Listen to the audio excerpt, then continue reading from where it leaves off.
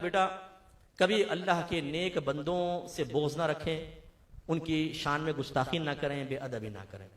जिसमें मैं दायरे अदब में रहकर आपसे अर्ज करता हूँ, हर एक का आप में से किसी न किसी का कोई मरकज अकीदत जरूर होगा। किसी आलिम से मोहब्बत करते हैं आप, किसी पीर साहब से, अपने पीर साहब से मोहब्बत करते हैं, कोई मुकर्रिर साहब होते हैं, कोई मुफ्ती साहब होते हैं।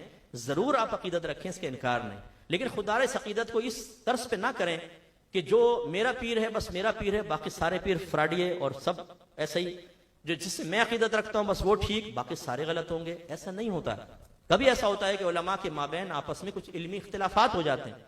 ऐसी सूरत में अवाम को इन इख्तिलाफात में पढ़ने की बिल्कुल इजाजत नहीं होती है।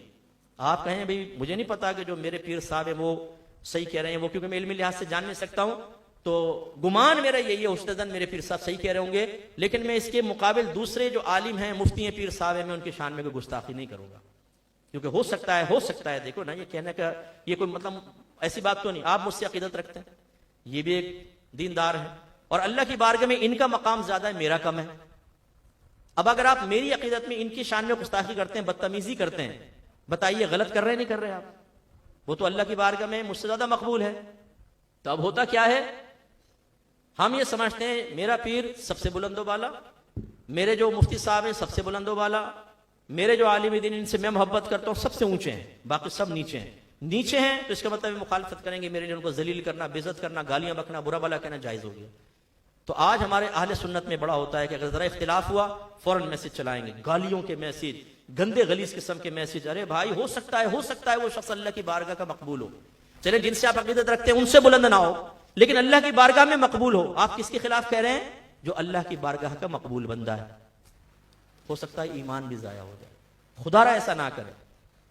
और मैं तो मतलब उलमा की बारगाह में भी एक तालिब इल्म की हैसियत से इंतहाई दर्दमंदाना अपील करता हूं कि अपने फड्डे, अपने झगड़े, चाहे वो इल्मी लिहाज के हों चाहे कैसे भी हों, उन्हें पब्लिकली डिस्कस नहीं करना चाहिए।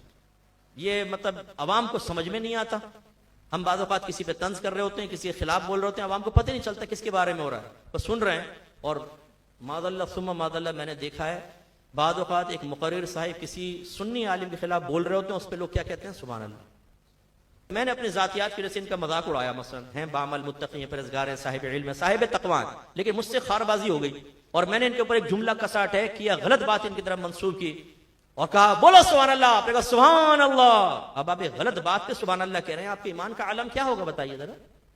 इसलिए ये ना करें खुदारा।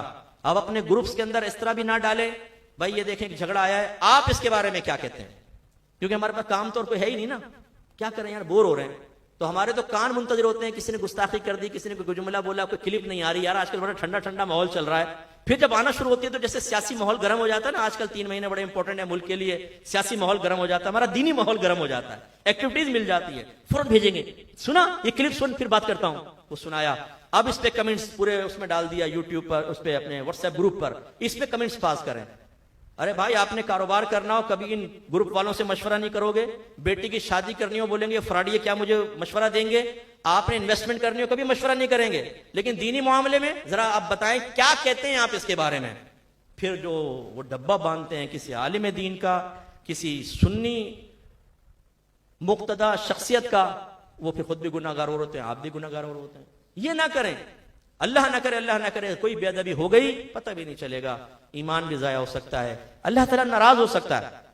इसलिए हम जानते हैं बहुत सारे इख्तिलाफात की नौयत ऐसी नहीं होती कि उसमें लड़ा जाए। बहुत से जो हैं वो सहाबा मतलब हमारे अकाबरीन ने सहाबा के माबैन जो मामलात हुए वो सब लिख दिए किताबों में कि उनके बारे में आले सुन्नत का अकीदा क्या है।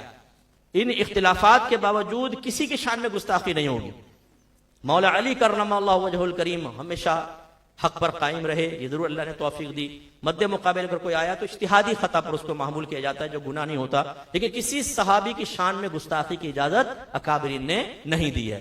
लेकिन हम बाद औक़ात इन रविश में मुब्तला होने के बाद इस तरह के मामलात कर लेते हैं और हमें नौयत बाद औक़ात नहीं पता होती। चलेंगे तो एक अलग मसला हुआ, एक आदमी मिंबर पे या स्टेज पे बैठ के कह रहा होता है एक मुफ्ती है जिसने ऐसा किया वैसा किया वैसा किया, आपको पता ही नहीं है। अच्छा भाई है, ऐसा किया है, अच्छा, अब आप उस पर सुभान अल्लाह लानत कर रहे हैं, कुछ कर रहे हैं। अरे भाई हो सकता है कि वो अल्लाह की बारगाह में बहुत मकबूल हो, आप तो तबाह हो जाएंगे। ये ना करें।